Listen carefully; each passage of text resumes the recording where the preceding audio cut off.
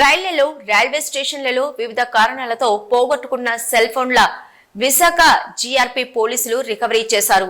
గత 2 నెలల కాలంలో మిస్ అయిన ఫోన్లను IMEI నెంబర్ ఆధారంగా పోలీసులు పసిగట్టారు. ఈ సందర్భంగా GRP DSP B Mohan Rao మీడియాతో మాట్లాడుతూ, కేంద్ర ప్రభుత్వం ప్రవేశపెట్టిన CEIR యాప్లో ఫిర్యాదును సులభంగా అప్లోడ్ చేయవచ్చని, తద్వారా త్వరితంగా సేవలు పొందే అవకాశం ఉందన్నారు. మొత్తం 350 ఫిర్యాదులు రాగా 2 దశల్లో 176 సెల్ ఫోన్లను రికవరీ చేశామని తెలిపారు.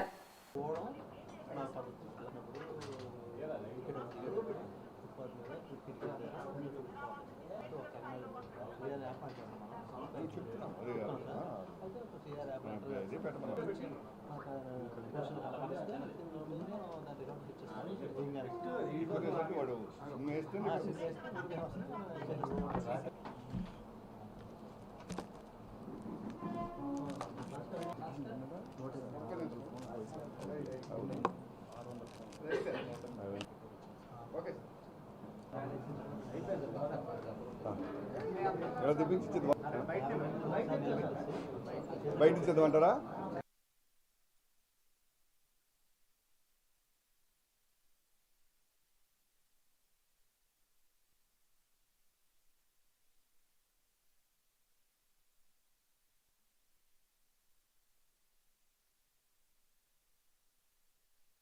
అందరికీ నమస్కారం. మనం అప్రమత్తంగా లేకపోవడం వల్ల ప్రయాణంలో మన తాలూకు బిలాంగింగ్స్ పోగొట్టుకుంటున్నాం. అందులో ముఖ్యంగా సెల్ ఫోన్.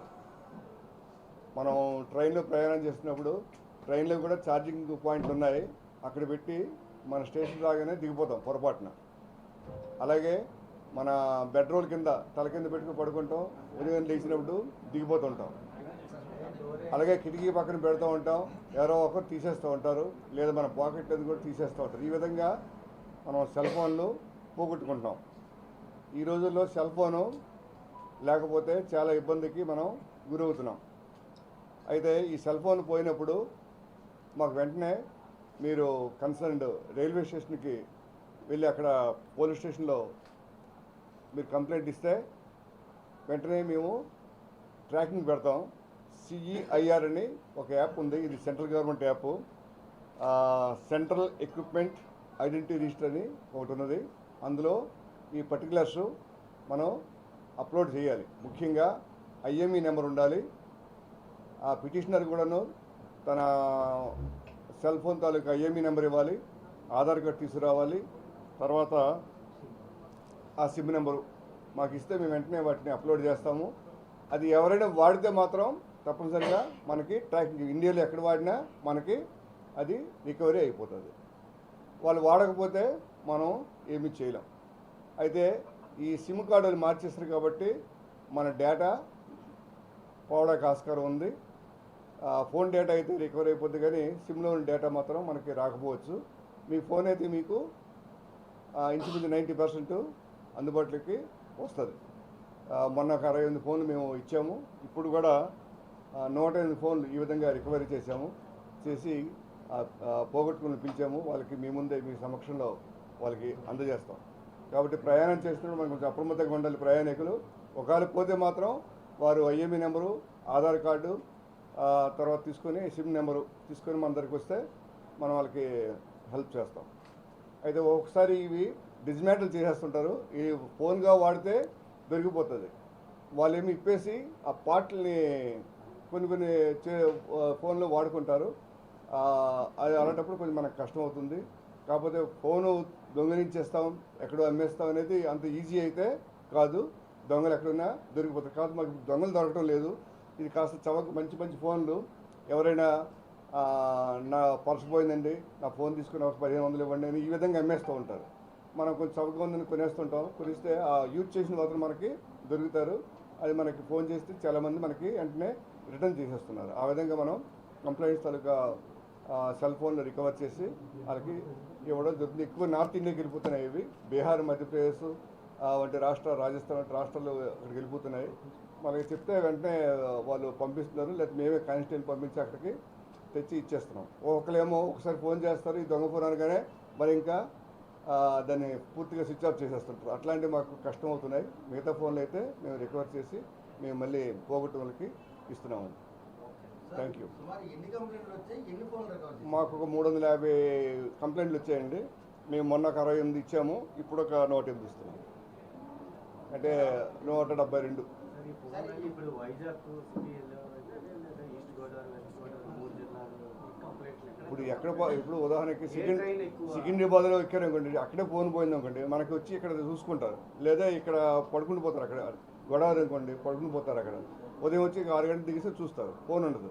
ఎక్కడ పోయిందో తెలియదు, వాళ్ళు మనకు రిపోర్ట్ ఇస్తారు. వాళ్ళు ఎక్కడ చూసుకుంటే అక్కడ మనం రిపోర్ట్ ఇవ్వచ్చు. మనం అది ఎక్కడ ఉన్నా సరే అది మనం లొకేట్ చేసి ఇస్తున్నాం. ఏ ప్రాంతం సంబంధించిన ఫోన్ దొరికాయి?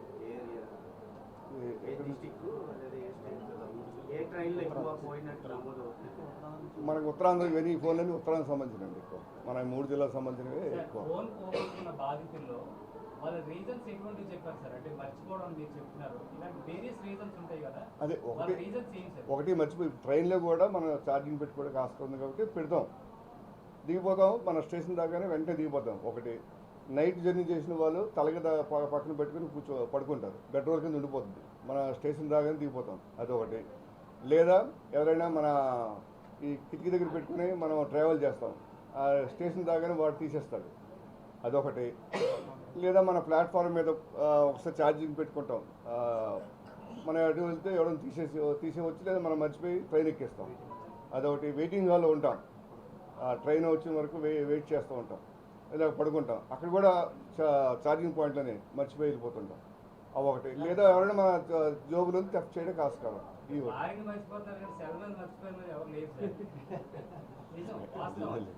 లేదు మర్చిపోతాం, మనకు కావాలి వచ్చినట్టు అలా ఛార్జింగ్ పెట్టేసి మర్చిపోతాం చాలాసార్లు. థెఫ్ట్ అయిన ఫోన్లు అది ఏదైనా మనకు ఫోన్ పోయింది సార్ అనేసి మనకి ఇస్తారు, ఫోన్ మిస్ అయిందని ఇస్తుంటారు. ఇవన్నీ ఎక్యూజ్ దొరికింది కాదండి, దానికి వేరే కేసులు వేస్తాం. థెఫ్ట్ కేసు మా బ్యాగ్ పోయింది, లేకపోతే నా జోబులో పర్సుతో పాటు తీసేసాడంటే అది థెఫ్ట్ కేసు కడతామండి, అది దీంట్లో రావు.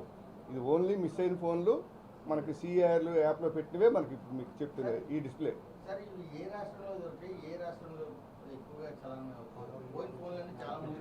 ఇవి త్రూ అవుట్ ఇండియా అండి. మనం ఇప్పుడు ఎక్కువ నార్త్ ఇండియా నుంచి ఎక్కువ మనకు వచ్చినాయి, మా అక్కడ పంపించాం. ఉత్తరాంధ్ర నార్త్ ఇండియా నుంచి ఉత్తర పాసింజర్ల కంటే ముందు దొంగలకి ఎక్కువ మెసేజ్ ఏంటంటే, మీరు ఒకసారి దొంగతనం చేసినా లేదా ఎవరైనా ఫోన్ దొరికినా మీరు అమ్మేస్తాము అంత ఈజీ కాదు, దొరికిపోతారు. కాకపోతే యూజ్ చేసిన దొరుకుతున్నారు. వాళ్ళు ఎవరైతే అమ్మారో వాళ్ళు దొరకడానికి ఆస్కారం తక్కువైపోతుంది. కాబట్టి వీళ్ళు ఇచ్చేస్తారు కాబట్టి మనకి ఇబ్బంది లేకపోతుంది, రికవరీ అయిపోతుంది, మనం ఇవ్వగలుగుతున్నాం. అలాగే మనం కూడా అప్రమత్తంగా ఉండి మన సెల్ ఫోన్ను జాగ్రత్తగా చూసుకొని పోగొట్టుకుంటుంది. మెయిన్ డేటా పోతుంది, మనకి ఇంపార్టెంట్ డేటా. మీకు ఫోన్ ఇస్తున్నాక ఇందులో డేటా మీకు ఇవ్వలేము, ఎందుకంటే ఆ సిమ్ పారేస్తాడు. పారేసి ఇంకో సిమ్ వేస్తేనే మనకి అది మనకి ఈ యాప్లో లభ్యం అవుతుంది, లేకపోతే మనకి లభ్యం కాదు. Okay sir.